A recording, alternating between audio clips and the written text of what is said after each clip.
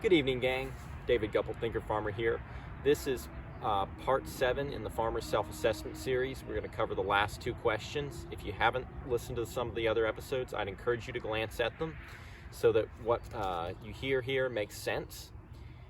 So in these final 2 questions, questions 9 and 10, we're really going to be examining you as a farmer or myself as a farmer from a lifestyle standpoint. And the 2 things that I really want to focus on are time and money. So we'll start with time. Time is really more important than money. You're going to get to the end of your life and you're not going to wish you had another $1 million. You're going to wish you had another 10 years to live. Generally speaking, we undervalue time in the moment and we think more about money, but in the end game, the money is not what matters. It's the time. So how do you manage your time? At work, this is an easy place to start at. If a person shows up for work late, or they show up for work and the boss always has to make sure that they're staying on task, that's an individual that doesn't know how to manage their time at work. But how about free time? Because how do you manage not only how much the time that you spend at work, but how do you manage your time when you're not at work? Everybody has, quote, free time that they, whether they realize it or not, and people that are really good time managers and managing your life, time and life are very, very similar and interconnected. A really good time manager knows how he's going to spend his free time, and he doesn't just let it happen haphazardly. He has a strategy and he has a way that he's going to lay everything out. An individual that is really good at work, at doing his tasks and doing his job is great, but if he's going to be an entrepreneur and he doesn't know how to manage his free time, he's probably going to stagnate at some point. Now the flip side of that is you need to enjoy your time when you're not at work. So there's a balancing point there.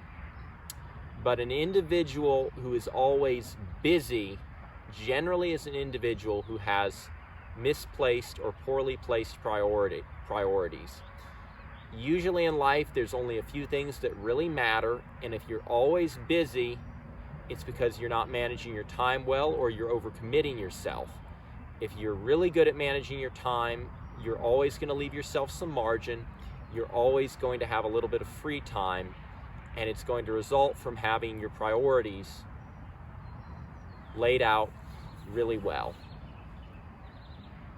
And the only thing I would add to that is that America as a society seems to have become so time conscious that it has lost its life focus, and we're on a fast track to stupidity. More is never enough, and time passes and problems never get solved, not because there's not the time to do anything about them, but simply because of a lack of intention, a lack of focus on, and a lack of prioritization. So how do you manage time? And your lifestyle as a farmer?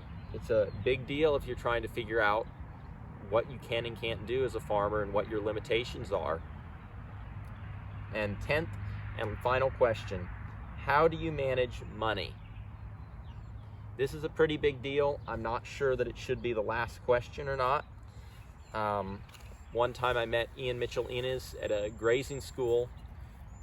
The first question he asked me personally, and one of the only questions, was, what kind of vehicle do you drive, David?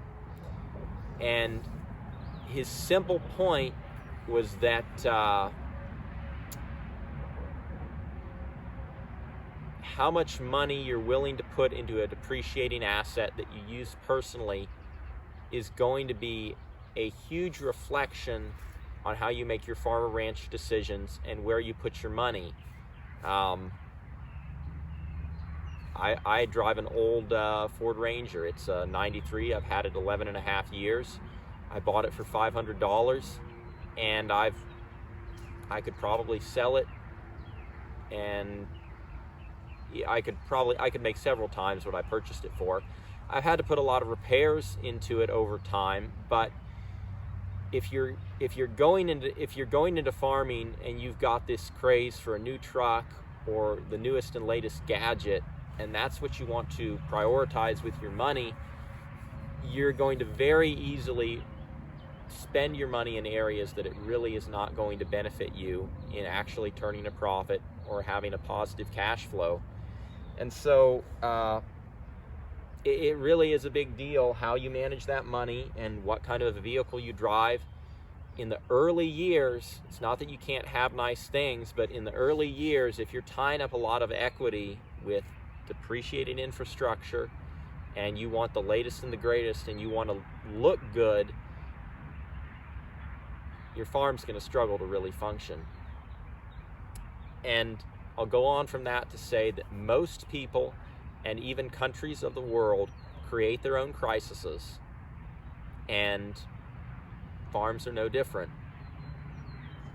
Being the individual that always lives his life with some margin in place, whether it's in your time, whether it's in your money, that kind of an individual will have room to grow and time and just space to improve.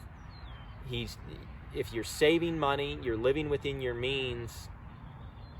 If your house or your living situation is paid for and it's not a huge financial drain, same thing with your vehicles and other things, you're in a pretty good place.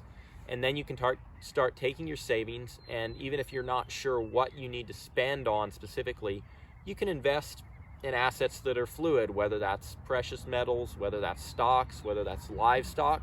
Livestock is a fluid asset, and it's pretty easy to you can buy livestock and you can sell it very easily.